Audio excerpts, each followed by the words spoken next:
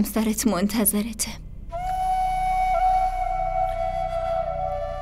آره خودم میدونم. پس خیلی منتظرش نذار.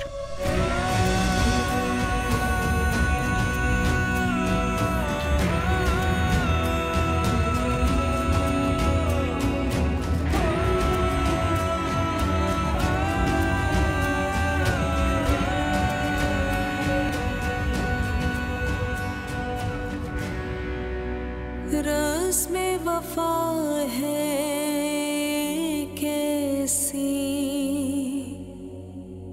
दिल लेके तोड़ दिया क्यों, लम्हों की जाती लहरों में तन्हा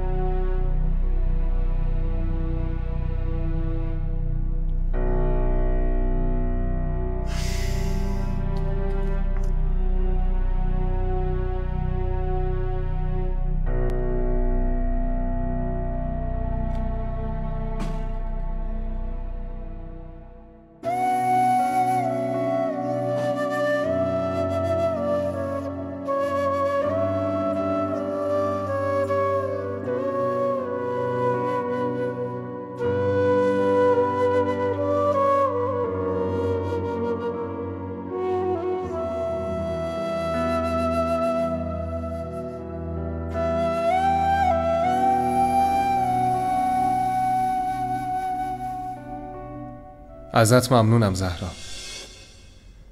ممنون که وارد زندگی من شدی و زندگی منو زیباتر و روشن‌تر کردی. خیلی زیبا شدی. حالا دیگه میتونم باقی زندگیمو با پشتوانه عشق تو بگذرونم.